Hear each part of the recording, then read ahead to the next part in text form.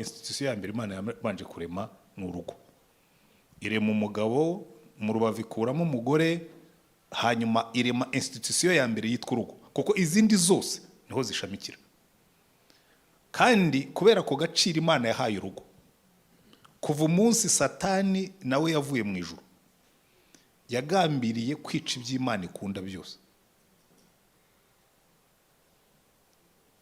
Icyambere atagetinga urugo. Reka mbereke bimwe mu byo abantu batajya babona yuko target ya Satani buriya ingo yarazimaze. Buriya yarabanje, kuko mu rugo, reka mvuge ibintu bitatu kuko ariko byo turaje tubyige. Mu rugo impamvu Satani rutagetinga, burya ni narwo rusengero rwa mbere Imana yaremye. Kuko kwa Adamu na Eva niho bahuriraga n'Imana. So rwari urusengero, sibyo? Mu rugo niho hari pepiniyeri. Pepiniyeri ni ibyo bita seedbed mu Cyongereza. Pepiniyeri ni ahantu abantu bashyira imbuto z'ibiti n'ibindi bakazavanamo ibiti byo kujya gutera barema amashyamba mashya. Pepiniyeri y'Imana ku bantu iba mu rugo. So umugabo n'umugore nibo baryamana bakabyara umwana, ubwo Imana igakomeza ikarema continuité y'inyoko muntu. Rero Satani aravuga ati aba bantu kuva Imana ibakunda yarabaremye mu ishusho yayo, ndabagira target n'ibyo Imana ikunda byose mbyice. Reka rero mbere ukuntu bikora. Buriya iyo umugabo adivorushije n'umugore, Satani abakoza agatendo. Uwo mugabo azagenda ababaye, uwo mugore azagenda ababaye, n'abana babyaye bazahita bahubangana. Siko bimeze? Iyo Satani afashe umugore akamugira kwiya, babandi batari hindi babeshi bakabazeye, nibo bitwa kwiya. Beze nabatazi icyo bari cyo. Cyo yubwa bahagaritse ya pepiniyeri y'urugo. Kuko nta mugore urarongora undi mugore ngo babyara umwana. Nta n'umugabo urarongora undi mugabo ngo babyara umwana. Satani agabata ibyo ari byose, nzagenda mbica buhoro buhoro. Nigeze kujya muri Australia, baramaze ngo ariko ngo Imana yari hehe, ngo mu Rwanda bakora genocide. Ndababwira nawe Imana yari iraho n'ubu ngubu iri hano namwe murimo kuyikora. Barambwira ngo twebwe muri Australia hari genocide. Genocide se niki? Ni ugufata abantu bafite intege nke ukabica kuko warushije imbaraga. Mfata ikinyamakuru nari ndimo gusoma cyavuga ngo muri uwo mwaka bari bakuyemo inda 247 legally. Donc mu buryo bwemewe n'amategeko bwanditse inda zakuwemo. Utabazi izakuwemo nyine mu bundi buryo 240 247,000 abortions. Ndababwira nti se aba bantu, aba bana, ubu mwibwira ko nimukomeza kuri iyi riti mu myaka 100 tuzaza gutura hano nta muntu ugihari? Ko muzaba mwarapfuye mort naturel, nta wabishe ariko mwarapfuye. Nateranije ibintu byari ibinyamakuru byabo, mfata ikindi ruhande, itorero rimwe ryaho ngaho hari muri church nka bavuze ko bagiye kujya basezeranya abatinganyi. Ndababwira nti iyi nindi, iyo iri silent muzasezeranya abatinganyi nta mwana uzavamo, n'abatwise mubakurimo, nyuma y'imyaka 100 tuze gutura hano nta muntu ugihari. Kubera iki? Satani yange ngo. Kuki Satani yange ngo? Ni umushinga w'Imana. Noneho Paulo akavuga ngo noneho mwambare intwaro z'Imana, kuko tudakirana n'abafite amaraso n'abafite umubiri, ahubwo dukirana n'abafite ubutware n'abafite ubushobozi n'imyuka mibi ahantu ho mu ijuru. Iyo mubona ingo zisenyuka mwibwira ngo nimwe muzisenye, ariko it's a spiritual warfare. Ni intambara yo mu mwuka. Nubona urugo rwawe rugenda nabi, ntuzarakarira umugore wawe cyangwa umugabo wawe, uzabanze urebe ikimuhagaze inyuma. Uzi ko dayimoni ifata umugabo ikamuhagarika imbere y'umugore usa na marayika, akabona ari mubi. Terwa n'amadarubindi Satani yakwambitse. and vice versa. Umugabo akakubwira turiya mugore igihe mbona isi n'ikintu, umugore usa kuriya ko mbona ari mwiza se. Hari umuhungu umwe nabibwiraga hepfo hariya aho narindi, gusa nabonye umugore we mbona atangiye kumubwira nawe uganerekera aho ngaho, Satani yakwambitse rinete, uriya mugore ni mwiza, ahubwo we ntabwo ufite amaso azi kureba abagore beza. Satani yaragushutse. Namwe ntiwabuzemo abicayemo hano burya yatangiye gushuka, ukajya wumva. Reka rero twinjire mu nyigisho bwite, ariko maze menye yuko kubaka urugo rwiza ni intambara yo mu mwuka. Ahubwo ikibazo kirimo, mbanze nacyo nyongeremo, kimwe mu bintu tutajya twitaho. Bibiliya iratubwira mu Migani 24, ubwo natangiye kwigisha mwinjiremo. Imigani 24 umurongo wa 3 baratubwira ngo ubwenge nibwo bwubaka urugo. Ubwenge nibwo bwubaka urugo, kandi rukomezwa no kujijuka. Ubwenge nibwo bwubaka urugo, rugakomezwa no kujijuka. Bivuga ngo ugomba kubanza ukamenya ubwenge ukubaka urugo, none wamara kurugeramo ugahora mu mahugurwa, ukajijuka, rukabona rugakomera. Namaze igihe kirekire ntekereza iyi statement, ariko nza gusanga ari byo. Hari abantu benshi basaza badakuze, ukabona umusaza nkanjye ufite imvi, igihe mfite n'abuzukuru. Sinzi impamvu mutanyoreje ahubwo mu bandi basaza, ariko nta mukazana wanjye uri hano. Kandi by the way ngewe nta n'umukazana ngira. Oya, nta bakazana ngira. Ndongora, data buko yanyigishije isomo buriya ryari gutuma n'abasaza bose mbabwira ngo mugume hano. Data bukwe namaze kurongora umukobwa we, hanyuma tugiye kubasura, aranyicaza arambwira ati genda ati wari inshuti yanjye turabavuga butumwa, none wabaye umukwe wanjye, nagushyingiye umukobwa wanjye, ndagira ngo twumvikane, ngiye kuguhitishamo uyu munsi, uzaba umwana cyangwa uzaba umukwe. Ati icyo uri buhitemo ndakubwira igikurikiraho. Ndabitekereza, se umusaza mpitishamo hagati yo kuba umwana no kuba umukwe. Narambwira ntoya nteka jyewe nzibera umwana. Narambwira tugure ubwo wemeye kuba umwana, ufite uburenganzira bwose bw'abana. Nuza hano wemerewe guca mu gikari, ukinjirira mu gikari, ukaza mu nzu. Nimba ndyamye ndi mu cyumba, wemerewe kuza ugakomanga, ukambwira kuri ku muryango ushaka kunsuhuza, kuko uri umwana. Tugurira ubwo burenganzira ndabuguhaye, kandi nuko nguko bimeze. None waza kurwara, njyana na madamu kumusura ari mu rugo. Madamu nyine nk'umwana uri iwabo, aratambika, aragenda, ajya mu byumba. Muzehe aramubwira ati se umugabo wawe asigaye? Ati yicaye muri salo. Ati genda umubwirira aze hano. Ndagenda iwe mu cyumba cye, shambura kuje. Ndamusuhuza, amaze kumusuhuza arambwira ati genda ndashaka kukubaza ikibazo, ko mperuka nkugira umwana wongeye kuba umukwe ryari?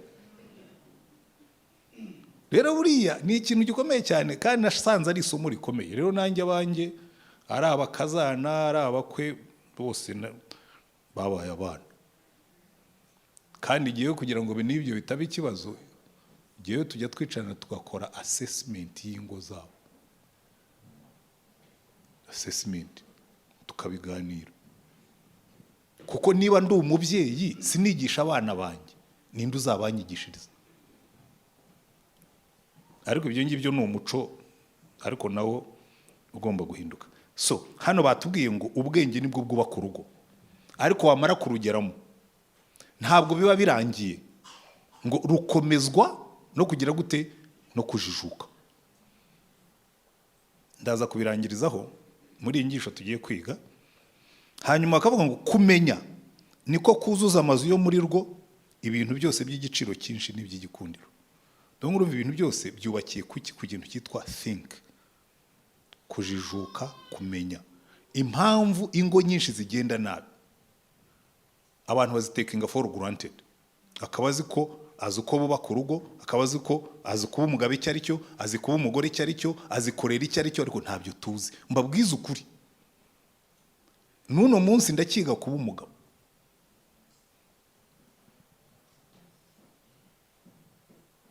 N'uno munsi ndakiga kuba umugabo. Kubera iki? Umugore wanjye namurongo afite imyaka 23.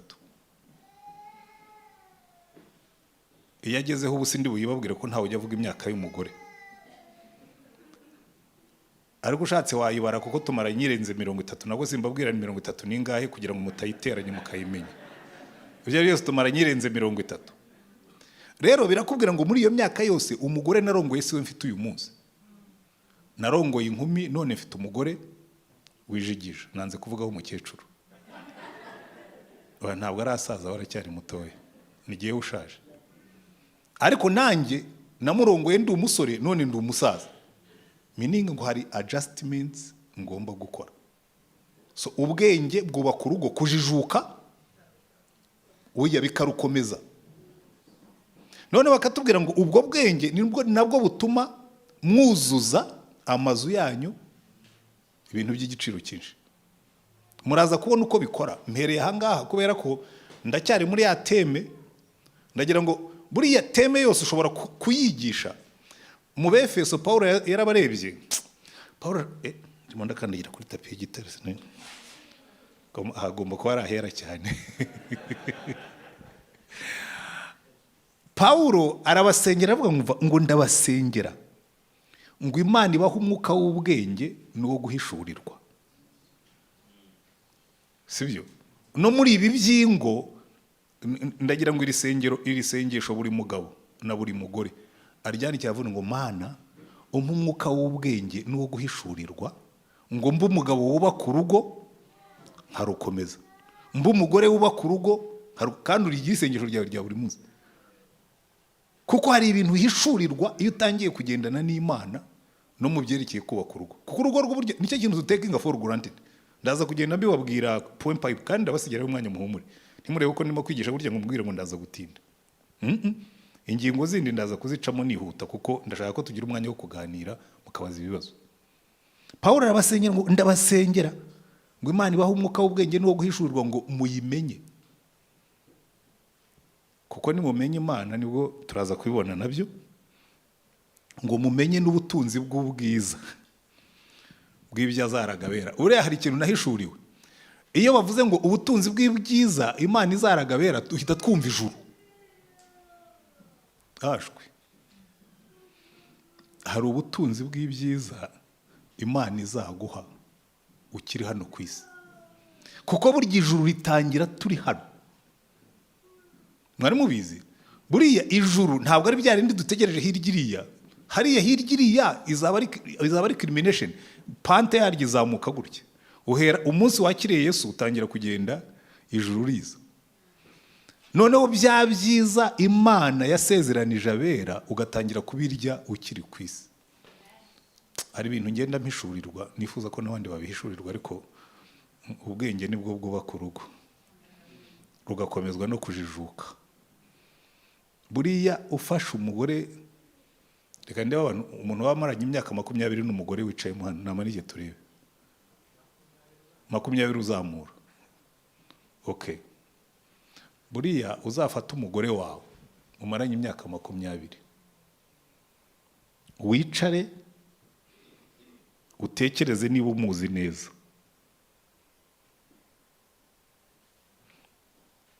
Sibyo? Uziranda konte kutamuzi na busa. Ikizakwereka kutamuzi, ushobora guhumiriza abafata ku mubiri we, ntushobore kuwutandukanya n'uwundi. Ariko uramutse umuzi neza wamukoraho ukavuga toya wenda muzi, uru ruhu ndarumenyereye, uyu niwe. Ariko ubwo mpereye inyuma gusa. N'ibindi byose. Sibyo? Kuko hari ibyiza twahishiwe Imana ihishurira abayikunda. Paulo yandikira Abakorinto yarabwiye ngo iby'amatwi atigeze yumva, iby'amaso atigeze abona, iby'umutima w'ubuntu utigeze utekereza ngo ibyo Imana yabikiye abayikunda. Kenshi rero tukibwira ngo nibyo tuzabona mu ijuru, Imana ikavuga toya, ahubwo ndabimanura mukabisogongera mukiri ku isi. Amen.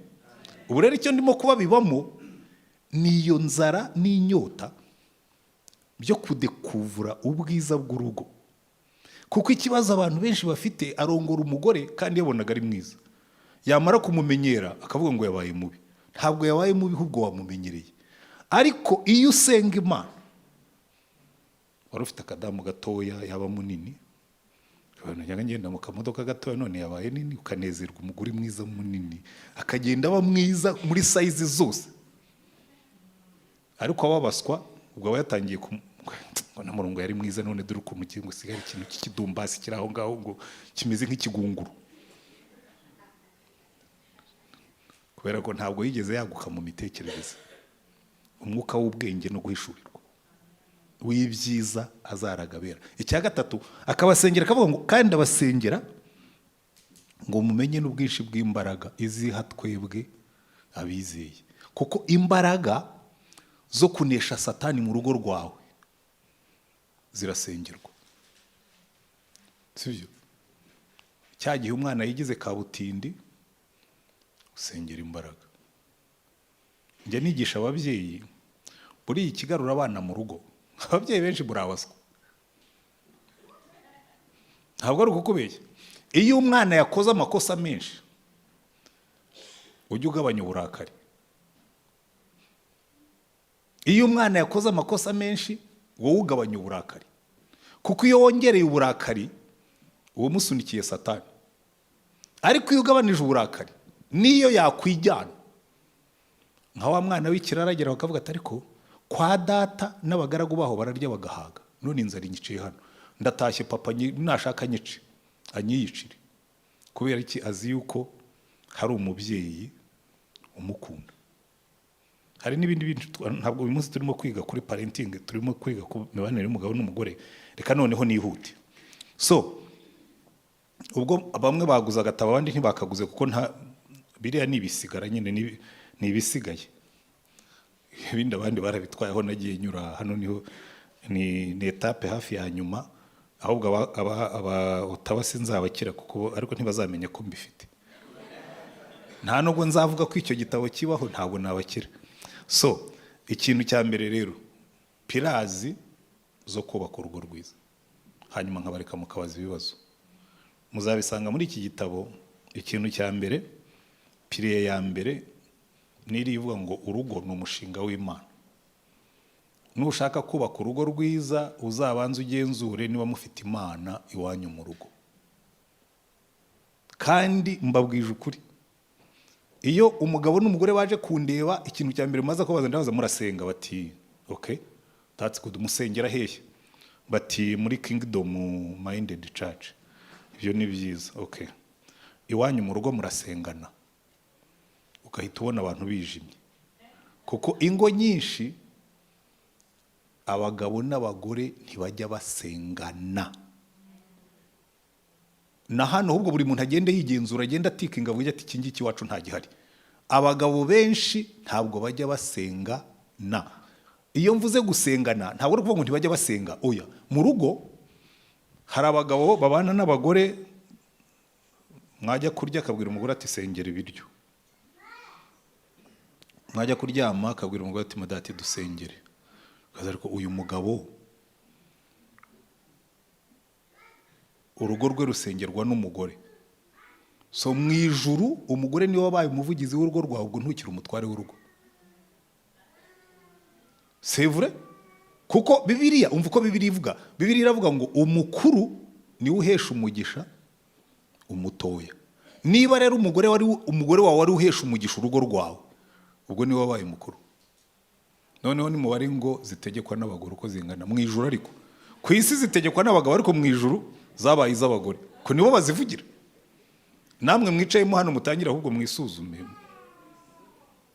kuko ubundi ikintu cya mbere gikomeza urugo ni urugo rurimo Imana.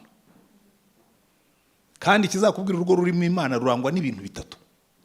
Icya mbere, umugabo n'umugore barasengana. umugabo agasenga, yarangiza umugore akavuga ngo amen, n'umugore agasenga. Reka mbaye nk'uko twebwe iwacu mu rugo, iyo mbyutse mu gitondo na madamu, gusa hano mwebwe bamwe mu mashifuti no mu bindi, so sinabarenganya, ariko hari umunsi muba mwararanye.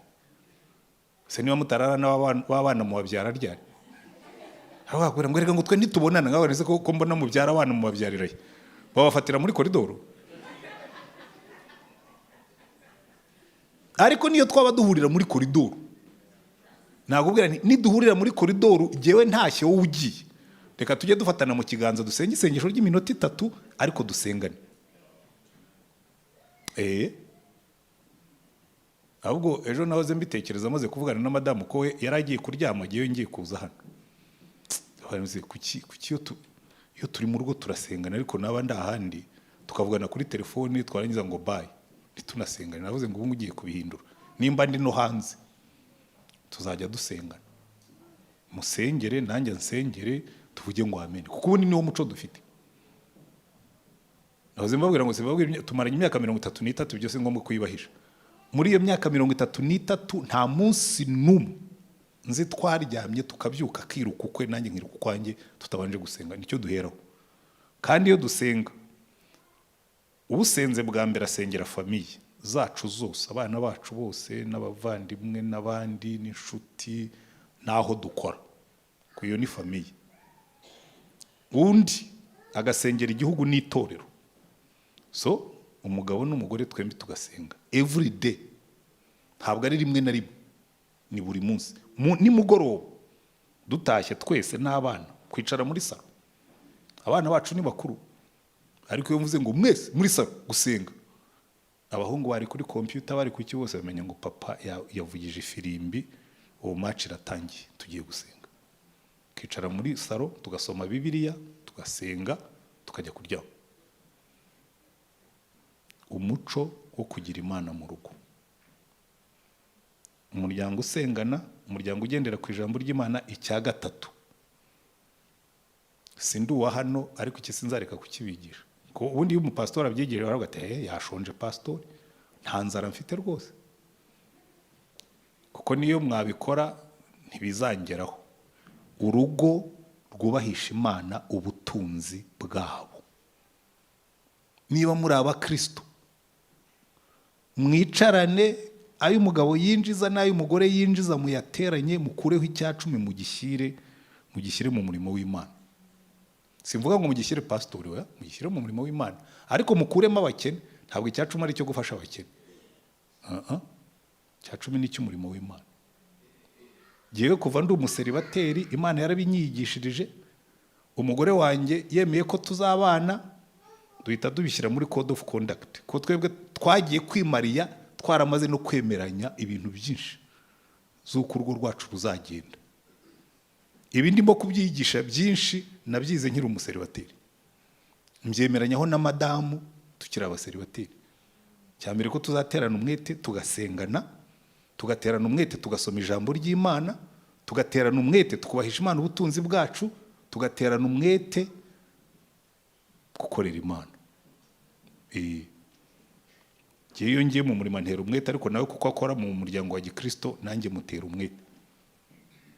Cyo si cyambere, urugo rurimo Imana. Icya kabiri, mu mugambi w'Imana, Imana iri mu mugabo n'umugore, habamo ikintu cyitwa kunezezanya. Kunezezanya, umugabo akanezeza umugore n'umugore akanezeza umugabo. Ugahora mu buzima bwawe udashaka kwinezeza, ahubwo ushaka kunezeza mugenzi wawe. Na Bibiliya niko itubwira ngo umuntu ntakizirikane, ahubwo azirikana abandi. Kwicara uvuga ngo ariko niki nakora ngo uyu mugore wanjye anezerwe. Kunezezanya biza kuri nivenye, mugende mubyandika, muraza kubimbazaho ibibazo ngiye, umwanya ndabanangije. Kunezezanya, umuntu wa mbere iyo umubonye ubona fizike, ubona umubiri, sibyo? Iyo uhuye n'umuntu ikintu cya mbere ubona ni umubiri we. Kunezezanya mu mubiri, sibyo? Kunezezanya mu mubiri. aha rero bijya bigora abantu benshi, ariko nashimye Imana ko nabonye noneho mutangiye kujya mwicarana buriya no kwicara gusa mukicarana ukamufata ku rutugu ni ukunezezanya. uzi ubu ngubu nshatse kubendispoza nabwira ariko ni umuntu uri hano wese uzi ko yegeranye n'umugore we namufate ku rutugu.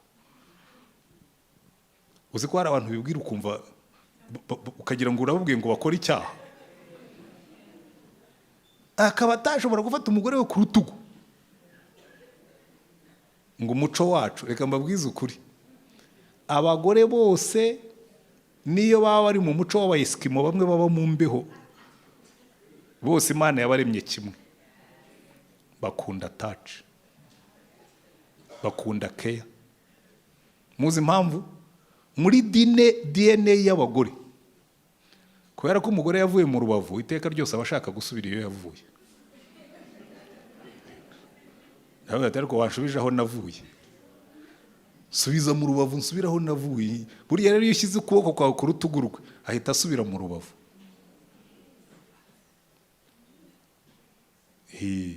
agasubira aho yavuye. icya kabiri, umugore akiva mu rubavu, izindi nyamaswa zose Adamu yari yagiye azita izina rimwe, n'ibiti izina rimwe, n'ibindi, ariko abonye umugore poemu, uyu ni akagufwa ko mu magufwa yanjye. iyo si sentence, ni akara ko mu mara yanjye, azitwa umugore kuko yakuwe mu mugabo. byahise byinjira muri DNA y'abagore. umugore atangira kunezerwa yumvise amagambo meza.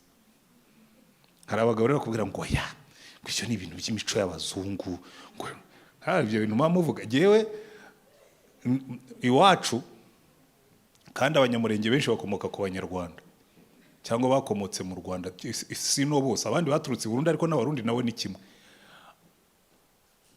najya numva indirimbo za kera z'abasaza ba kera bo mu gihe cy'umwami, ndagukunda mwiza ko nagukunze rwinshi.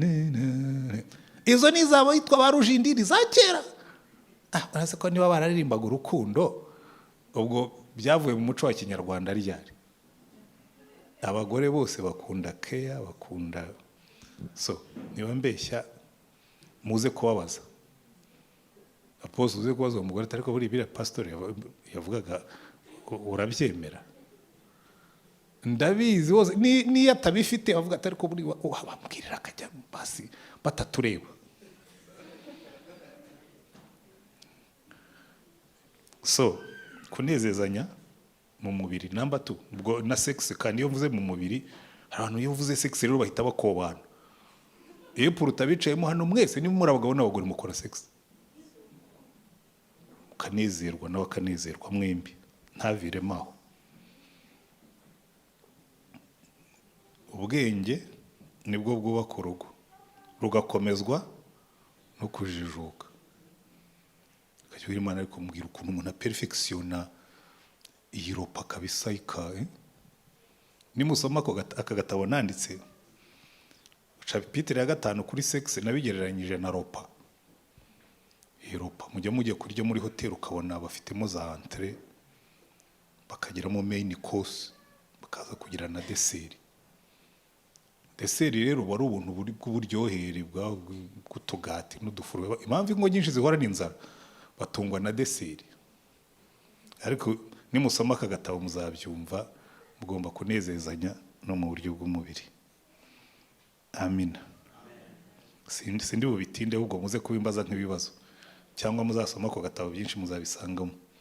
kunezezanya mu buryo bw'ibitekerezo, buriya kimwe mu bibazo biba mu ngo, hari abagabo bapfobya abagore babo ngo nta bitekerezo by'abagore. hari n'abagore bapfobya abagabo. umugore yageze kwicara turi muri counseling, umugabo aravuga ngo unyumvira pastor, ngo unyumvira nk'ibintu abavuga. abani yamaye ngo n'umugore avuye ku isi yaheye. urapfobya umugabo wicaranye na pastor.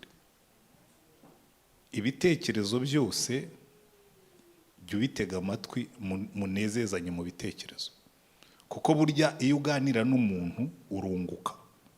nta nkanswe wo mubana mu rugo.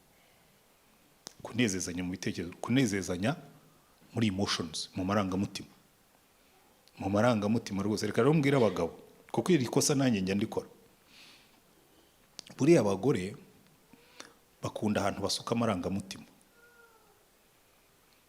Jewe nagiye mbibona muri counseling, kenshi umugore ashobora kuza kumbwira ibintu mbizi, nkamubwira nti nkorera samari umbwire mu minota 10, akamubwira pastor ntacyo byamarira. Arashaka ngo afate iminota nibura 40-50 akubwira ukuntu umugabo yamuhemukiye, bisamarayizingi ngo ngo ntabwo bingeraho.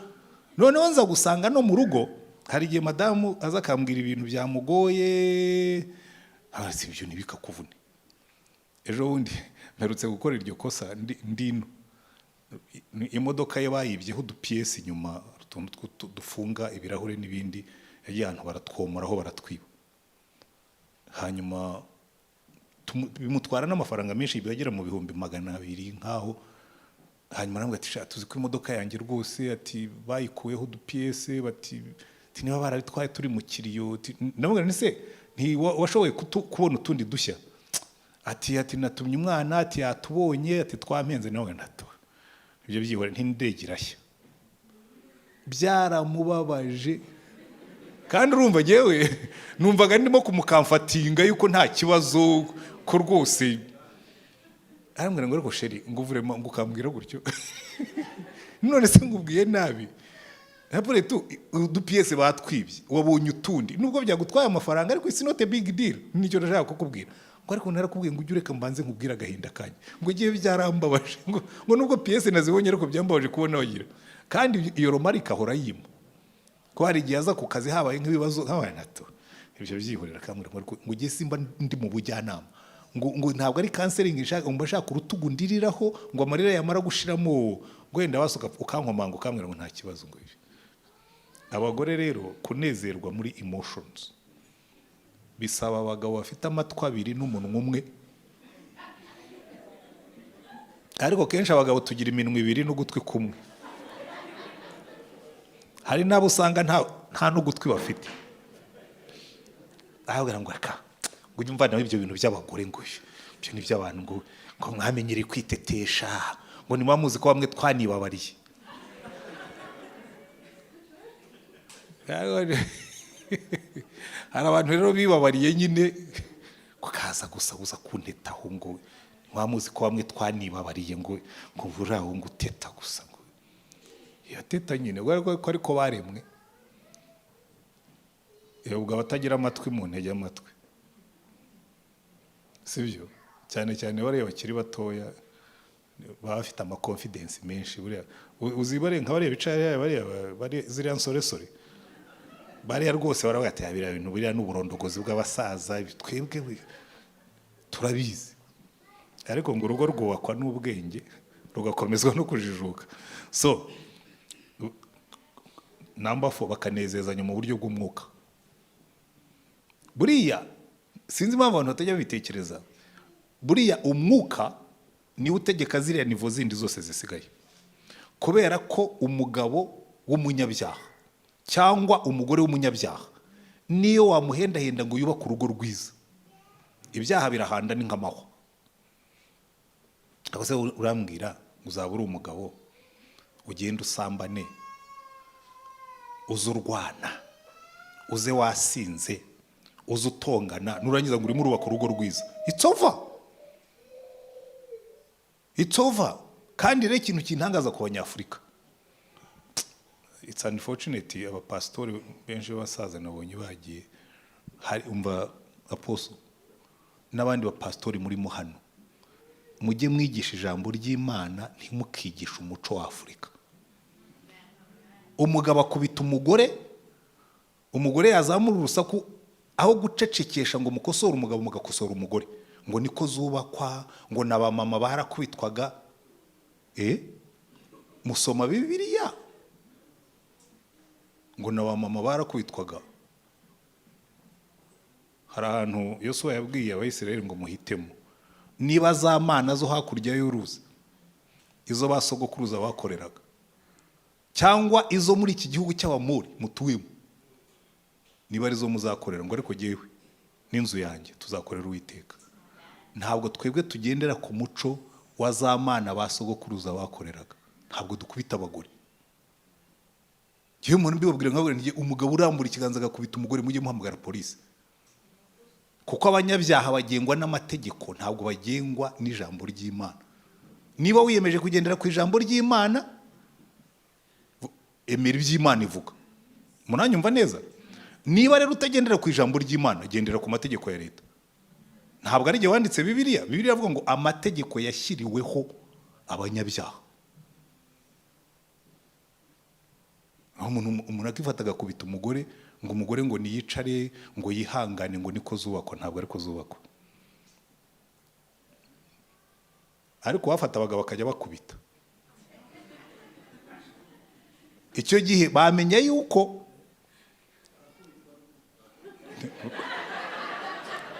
bakeya, ndabizi bibaho, hari bakeya bakubitwa, hari bakeya bakubitwa, byo nibyo. Reka ne kuvugira abagore ngo nibagirwe abagabo. Hari abagabo bamwe bakubitwa, bamwe, ariko si benshi. Anyway, so ibyaha bigomba gukurwaho niba tugiye kubaka ingo nziza, sibyo? Ibi rero byose maze kubabwira, icya gatatu, muri ubwo ndacyari muri gahunda y'Imana, urugo rwita ku bana. Ibi mbabwira nanze gusubira muri kiriya gitabo cy'Abefeso kuko niho nabikuye. Mu Befeso Imana ibwira abagore ngo bagore munezeze abagabo banyu mububahe, ko twebwe abagabo dukunda icyubahiro. Umugore akanyubaha rwose. Nigeze kubaza abagabo ndababwira ngo abagabo ngo buri cyatumye Imana itegeka abagore ngo bubaha abagabo, ngo abagore ntibubaha. Bigaragarira he? Ngo umugore, ngo abagore bahora baha abagabo amabwiriza. They are always giving orders.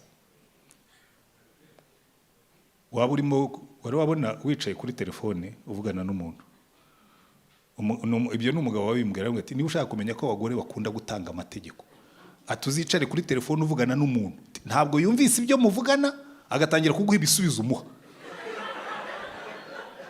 Ko musetse namwe mujya mubikora? Nagira ngo mwebwe mwabaye civilize, ntabwo mubikora. Abagore mwubaha abagabo banyu, ariko n'abagabo bakababwira ngo namwe rero bagabo, abagabo bakunda kubahwa, abagore bakunda gukundwa. Kandi Imana burya yabikoze ibizi, ibwira abagabo ngo bagabo rero mukunda abagore banyu, sibyo? Nkuko Kristo yakunze itorero akaryitangira ngo aryishyire, ngo ajye ari kuyakuya, kari kuyakuya. Nkunda ririya jambo gukuyakuya. Gukuyakuya urumva nyine harimo akantu ka repetition, ukamukuyakuya, ukamukuyakuya, ukamukundakunda, ukamukorakora, ukamukuyakuya. So ariko bageza mu gice cya gatandatu bakatubwira ngo tugomba kwita no ku bana bacu. So izo ni responsibility zo kubaka urugo rwiza, intentionally kwinvestinga mu bana bawe. By the way, iki kivuge nihuta ko ngiye kujya kugikurikira hanyuma tukajya mu mwanya w'ibibazo. Buriya abantu benshi, cyane cyane twebwe abagabo, twibeshye yuko umurimo wacu wa mbere ari uguhahira urugo, sibyo? Guhahira urugo rwawe ntirubure ibyo rurya n'iki, ariko burya it's not true. Umurimo wa mbere w'umugabo, Imana iravuga ngo ni ukuba umutwe, akaba umutambyi w'urugo rwe, kuba umutambyi usengera urugo rwawe. Umurimo wa kabiri w'umugabo ni ugukunda umugore we. Mu by'Imana izakubaza niba warakundaga umugore wawe. Umurimo wa gatatu ni ukurera, ntabwo ari ukugaburira cyangwa gushyira mu ishuri, ni ukurera, kwiyinvestisa wowe ubwawe mu bana bawe, ukabiyinvestisamo, bakajya bamenya ngo dufite papa, atari uwo gutongana. Kandi kuko abantu benshi usanga abagabo twarabaye scarecrow, hari ikintu bitaga kadahumeke wacu, bakangisha abana kubera ngo ngaho komeza ngo papa naza ugasanga twebwe icyo abana batuziho turabo kubakanga nyine kuko babaturegaho iyo dutaye. Oya, we kunda abana bawe kuba tukiri dutoya, ukiyinvestingemo ko kajye kamenya ngo uriya ni papa kandi arankunda, sibyo? kurera abana bacu. Uwo ni umurimo w'abagabo. Muzitegereze muri Bibiliya ahantu hose Imana yabwiye Aburahamu ngo Aburahamu, icyatumye nkumenya ni ukugira ngo utoze abo mu rugo rwawe n'abazakurikiraho bose kunyubaha. Aburahamu, not Sara, Aburahamu. Investment y'umugabo mu bana. Ariko no kubera ko mutagira abakozi, mutagira n'iki, mbona mugerageza. Navuze ngo ntabwo mvuga ngo mubikora neza, ariko muragerageza ko nta kundi mwabigenza. Abantu ariko kujya kumufata ku ishuri burya ntibibavuga yuko wamwinvestishijemo. Iyo no obligation. Ariko kwicarana nawe anyway, reka ne kujya muri detail kuko ntabwo turimo kwiga parenting. Yaho rero iki ni ikintu gikomeye cyane. Abagabo twebwe uzi ko n'ahantu Imana ivuga mu Kuva igice cya 20 ivuga ngo mpora abana gukiranirwa kwa base, nkageza ku buvivi, nkagirira neza abanyubaha kugeza ingoma 1000. Ni ugukiranirwa kwa base. Kubera iki? Kubera ko umugabo niwe Imana yagize umutware w'urugo. By the way, abize biology murabizi, njya mbona nk'abagabo bakubita abagore cyangwa ngo umugore abyara abakobwa cyangwa ngo yabyaye abahungu. Nta mugore ubyara abakobwa. Abagabo nibo batera inda z'abakobwa. Ko burya nitwe dutanga sexe z'abana. Mwari mubizi? Genetically umugabo niwe utanga sexe. Ndabeshyara abizi ibintu byo biology mperuka kwiga niga segonderi ngira ngo muri za chromosome za XX na XY umugabo niwe utanga sexe y'abana. Uriya nubona warabyaye abakobwa gusa burya niwe wababyaye, ntabwo ari nyina. Nyina yarabatwise ariko niwe wababyaye. Yego niko biri. Siko abantu nta baganga barimo hano ngo mumvuruzira cyangwa biology nayize nabi. So bikubwira ngo icyo ndimo gushaka kubumvisha ni importance y'umugabo muri iriya system yose. Hanyuma ikirangiza byose rero murumva nibanze ku Mana cyane kuko niyo fondation. Nahoze mbibabwira ejo, murabona iyi nzu uko yubatse, ariko hano byanyungira ngo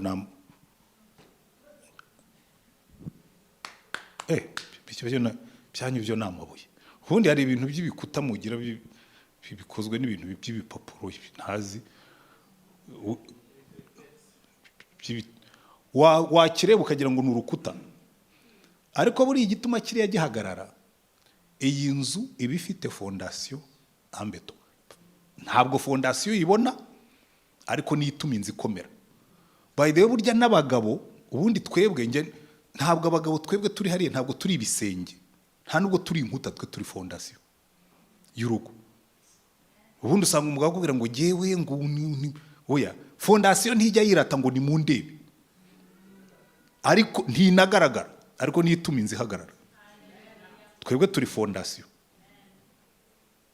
Ubundi wagombye kuba umugabo abantu bareba kabati iyi nzu ubwo ari ndende igomba kuba ifite fondation ikomeye. Uyu mwana ubwo ameze kuri agomba kuba afite papa we. Reka tujye kureba papa we n'umuntu umeze gute. Uru rugo ubwo rumeze rutya rugomba kuba rufite umupapa usobanutse. Twe turi fondation. Sibyo? Ikintu rero nubwo iyo fondation ubundi y'urugo nyarugo ni Imana, ariko twebwe tugahagararira Imana mu rugo. Niyo mpamvu bavuga ngo umugabo niwe mutwe w'urugo, Kristo akaba umutware w'umugabo. Ndimo ndabigisha Bibiliya Abefeso 6:5 nako. Siko bimeze? Noneho ikintu gituma noneho urugo rukomera, ibi bikuta biri hano, nashimye ko izi zo ni amatafari, iza bloke simo. Izi bloke simo zishyize hamwe ukazitondeka gutya, ntabwo zabyara urukuta rukomeye. Bagomba gushyiramo sima hagati. Buriya rero sima y'urugo ni akantu gatoya cyane. Communication.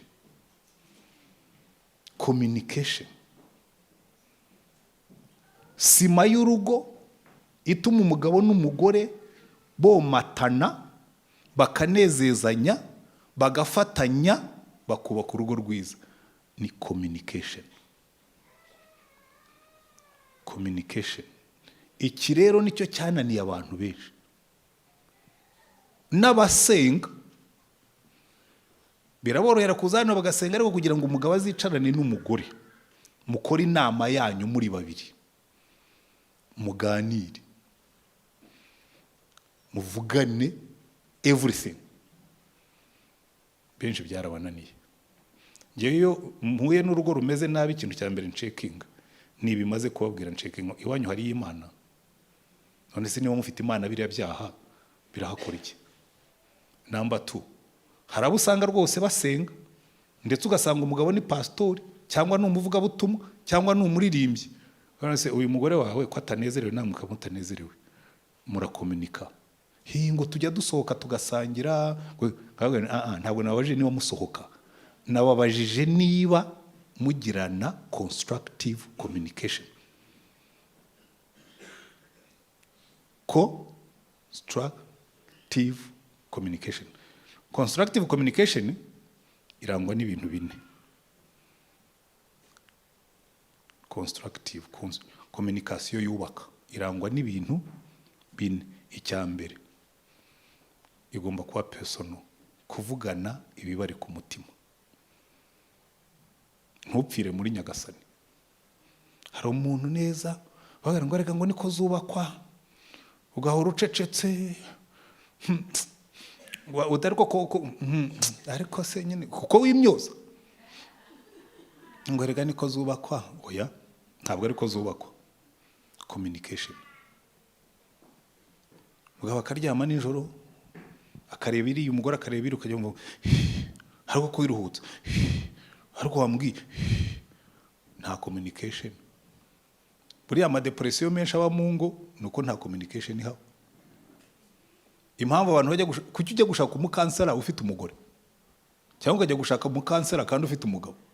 Nta kindi kansera akora. Mwari mwabibona yuko nanjye nize counseling ndabizi, nta kindi kintu kansera akora, afunga umunwa agatega amatwi abiri, akajya avuga ngo hanyuma se byaza kurangira ati session irarangiye, ati ubwo uzagaruke ubutaha, akakurya amafaranga. Hari ikindi akora?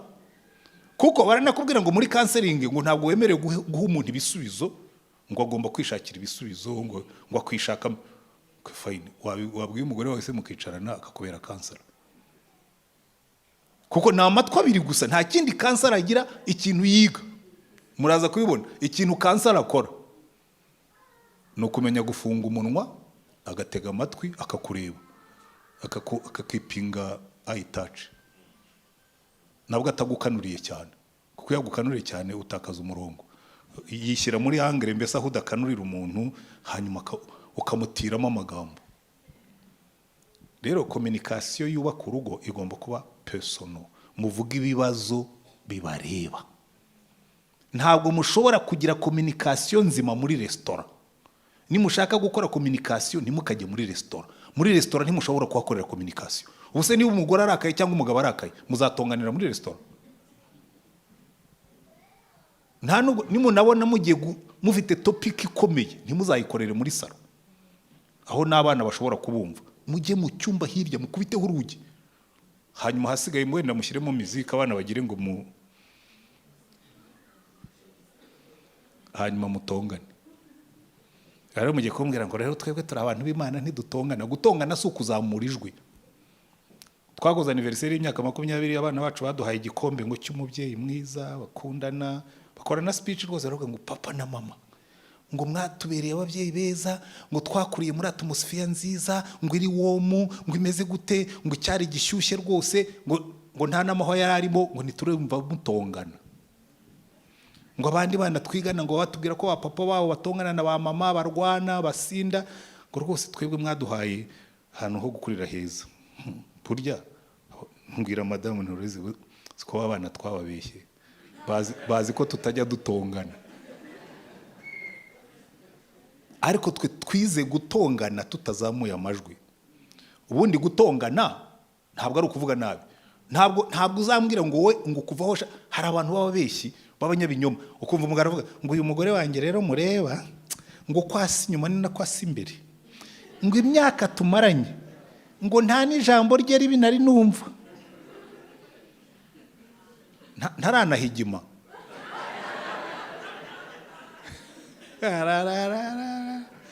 mwajya mureka kutubeshya. Aho ibyo byose urabona nka apotre umugore usa kuriya yahigima kada no guhigima ntabwo ahigima. Buriya turabeshya, burya honetote, kubwirana ukuri, so muvuge ibibareba, sibyo? Cyo cyari icya mbere, kubwirana mukicara mu cyumba, niba mubona ari ibintu biri serious mukicara ahantu muri mwicare mwenyine.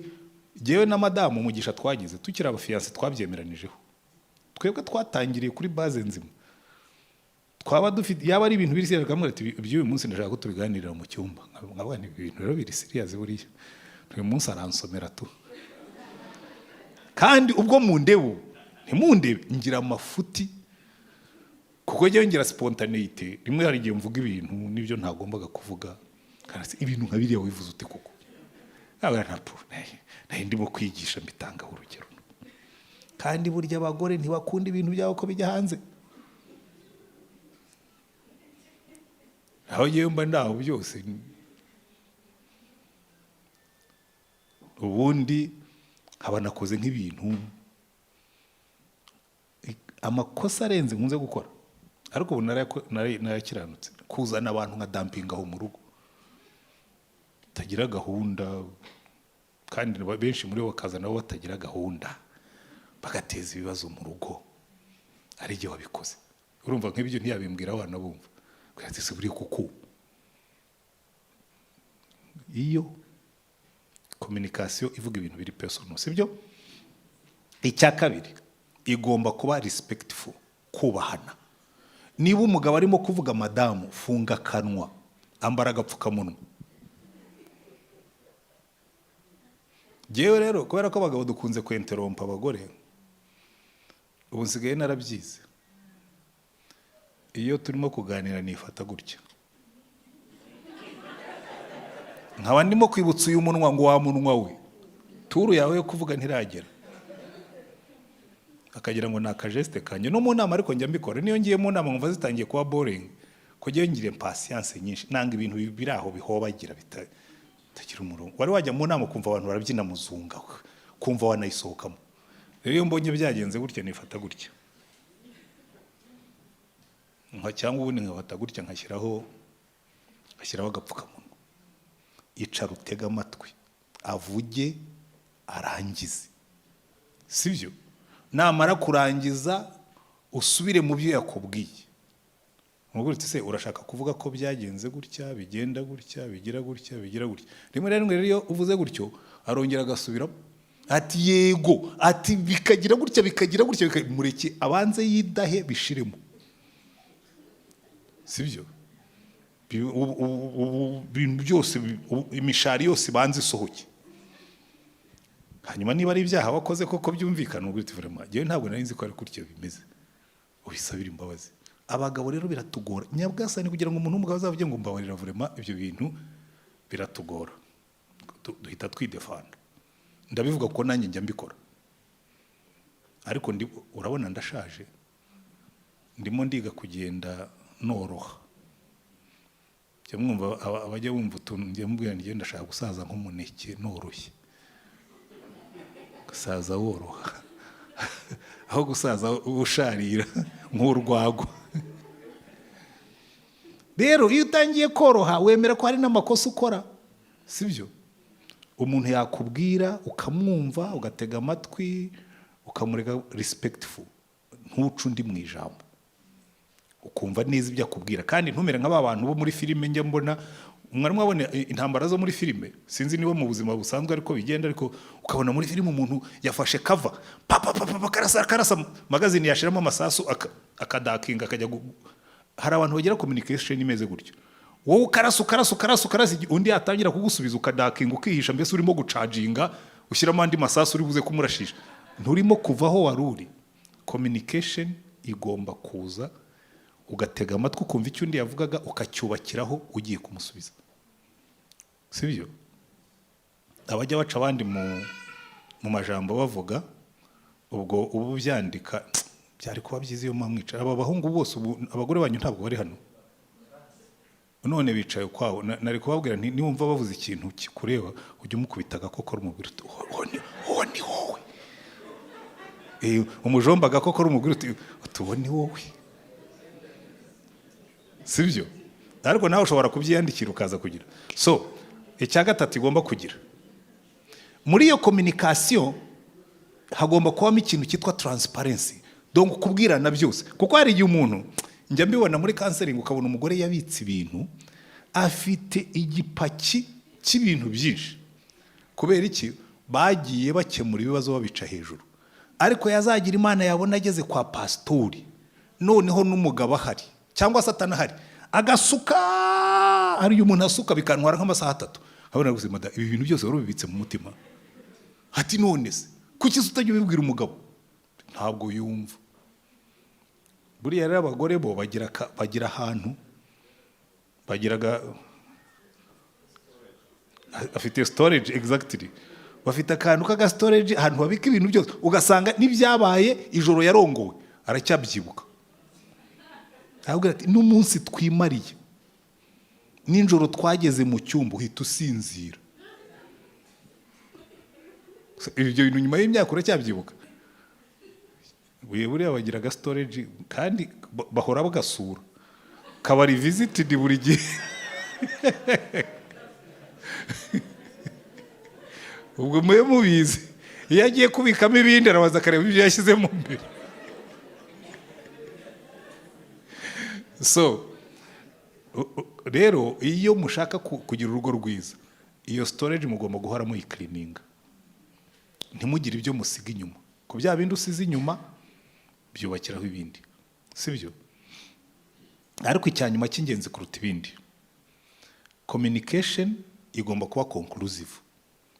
Ikosa ingo nyinshi zikora, bavugana ikibazo bakumva gitangiye gushyuha, umugabo turabizi ati numva bibaye byinshi gihe mbaye ngiye kuruhuka. Ntuzasiga ikibazo utakirangije. Abantu benshi n'abagore barabikora n'abagabo barabikora, ariko communication itari conclusive iba destructive, isiga bitterness, umuntu kumva ntibyashize. Wari warwara nk'ibintu by'iseseme ukaruka ariko ntibishire, ukumva hari ibintu bigihakata.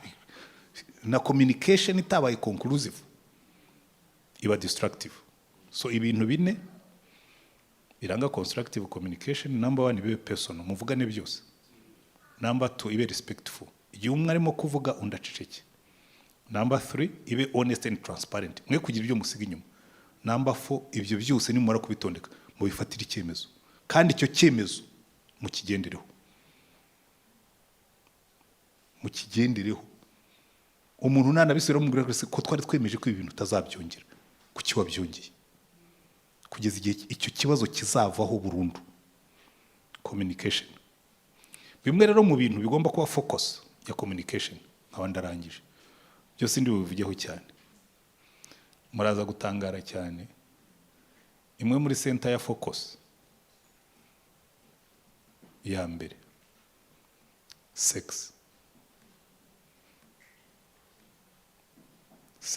imibonano mpuzabitsina igomba kuba topic ya communication, kuko hamwe mu hantu ingo zifailing ni naho ngaho. Burya ntabwo mushobora kwimagininga ingo zifailinga sex ntizishake no kubyemera ko yafailinze, kandi iri perfectible. Ntabwo ndi bubikoreho commentaire, ariko muzabyige mubiganireho. Indi area abantu bahunga kandi iteza ibibazo cyane. Impamvu mbabwira ibi ngibi nuko mu bushakashatsi bwakozwe hano hepfo muri Leta Zunze Ubumwe za Amerika, top of the list y'ama divorce, failure muri sex, gucana inyuma, kutanezezanya. Ariko n'undi wacu mu Rwanda nabonye bisigaye, umugabo aherutse kujya muri police ariko haciyeho imyaka ni nk'ingahe.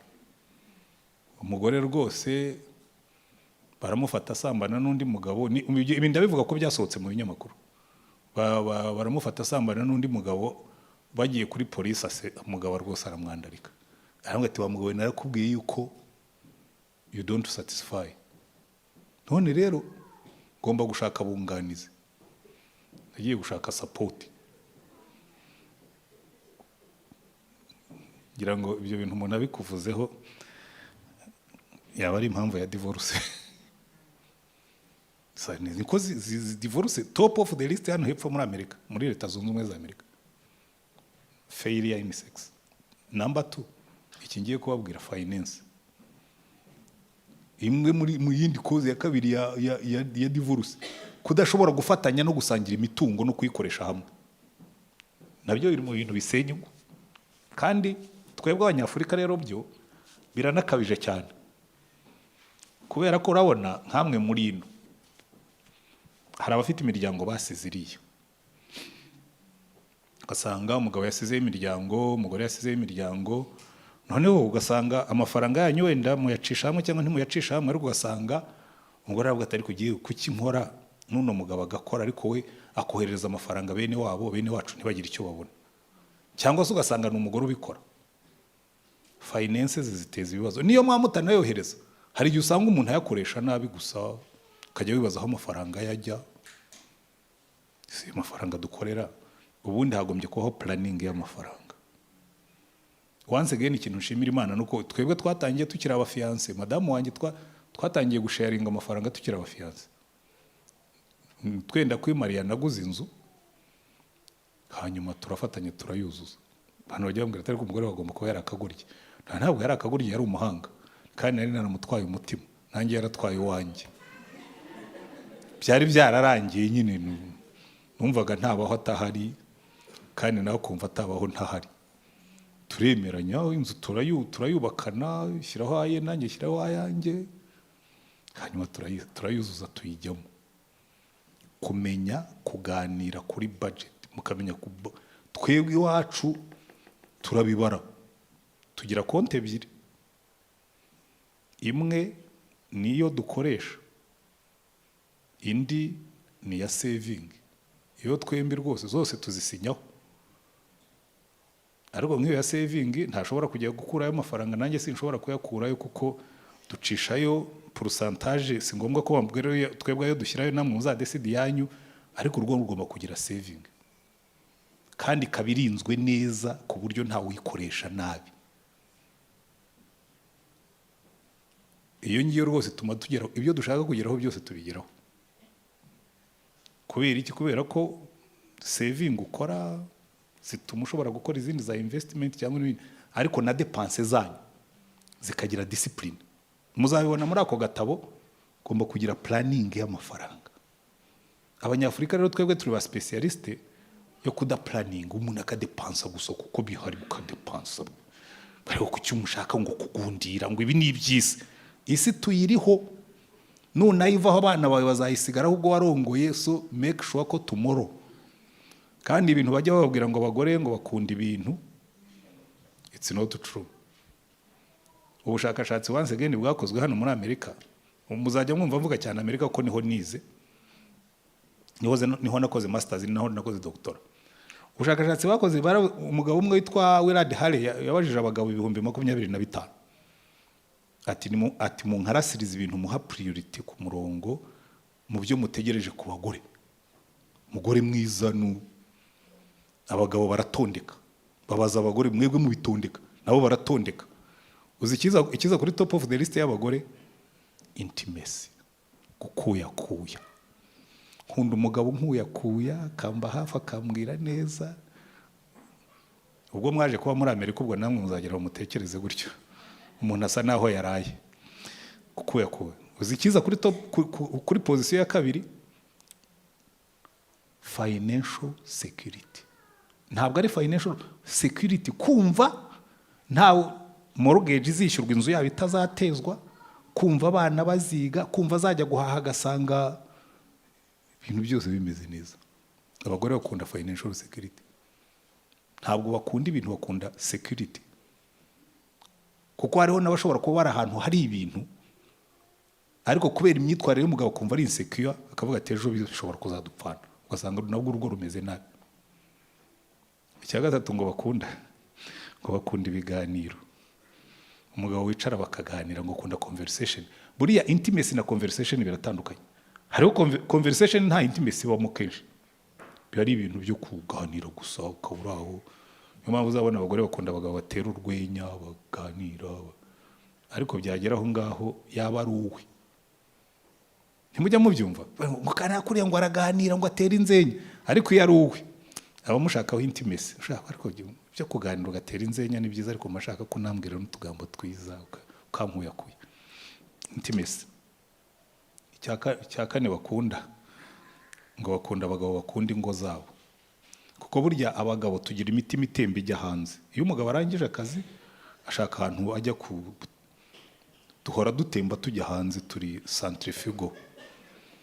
Igihe abagore batemba bajya mu rugo, twe dutemba tujya hanze. Ntimurabibona? Ukabona umuntu avuye ku kazi, halo esa poso, wowe uragorobereza hehe? Shanabuza aho njye. Waretse tugahura kuri cafe hirya hariya, wabuza aho ujya kandi ufite urugo.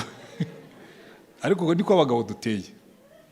Icya gatanu abagore bakarashije bakunda umugabo uri faithful, utabaca inyuma. Twatoya ngiye nkunda umugabo uri faithful. Ibyo nuko babikarashije abagabo nabo. Jewe byarashekeje, ariko nabure ntibabeshya. Abo hepfo nabo muri Amerika, ariko ntabwo ari abiwacu. Ariko menya nabi wacu atari ngo uzi cyaje kuri top y'abagabo, sex. Ngo mgiye sex. Icya kabiri cyaje kuri top y'abagabo respect. Kubaha umugabo unyubaha. Respect. Icyaje kuri ntuza ya gatatu, domestic support. Urugo rusa neza. Hano utaho ugasanga uri umugabo nyine, ugasanga urugo. Ko burya abagabo tugira akajagara, abagabo bazi kwita ku tuntu n'uduki ni bake. Jewe sindimo. Domestic support. Sibyo? Icya kane rero kirashekeje, kuko ubundi wumva bitari ngo bakunda companionship. Umugore umwicara iruhande. Kandi naje gusanga ari byo, kuko nyanganira ngo tekereza ngo nari ndimo kureba match ngo Manchester ngo irimo gukina ngo na City, ubwo ni United na City, kandi abagabo bamwe nyine ubwo biba byashyushye, biba ari very important. Ngo aragenda ajya mu gitanda ngo ari imiramiza, ngo nsanga urumva ikipe y'umugabo imaze gutsinda, igihe yagombye gucelebratinga n'umugore asanga umugore we yasinziriye. Umugabo yigeze kumubwira ati numvaga namuniga. Niba utanakunda n'umupira, umugabo wawe niba yicaye arimo kureba umupira, umwicara iruhande. Wenda ushaka ibindi uba wikorera, ariko abazi ko afite companionship. Si byiza ko uyu mugabo aba wenyine. Hanyuma icyanyuma abagabo gisangiye n'abagore, nabo bakunda abagore bari faithful. Nta mugabo ukunda gusangira umugore n'undi muntu. Kandi iyo muze ikindagira ngo mucyumve, kuko nacyo ari abagore ari abagabo, iyi ngeso murayifite. Aya macati, iyo daimoni ya telefoni,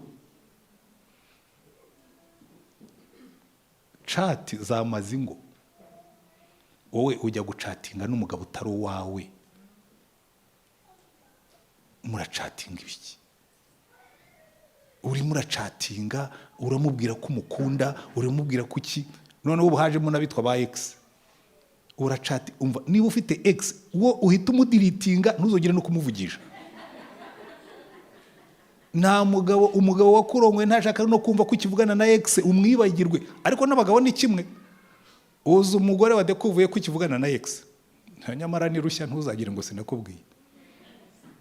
Ariko izi telefone ubundi kuri umugabo ujya gucatinga n'abagore b'abandi, ujya kubabwira ko bakunda, ujya gukoresha uduterime twa sheri, twa shushu, utwo n'utw'umugore wawe. Umunsi warongoye sheri usigaye n'umwe wenyine. Tubyumvikaneho, sibyo? Ariko ibyo mujye mubiganiraho. So ikindi mugomba kuganiraho ko turi abanyafurika, family tugira za extended families tugomba kwitaho, nazo zigomba kuba mu biganiro byacu. Kuko biratubwira ngo utita ku muryango we ngo abari nk'umupagani.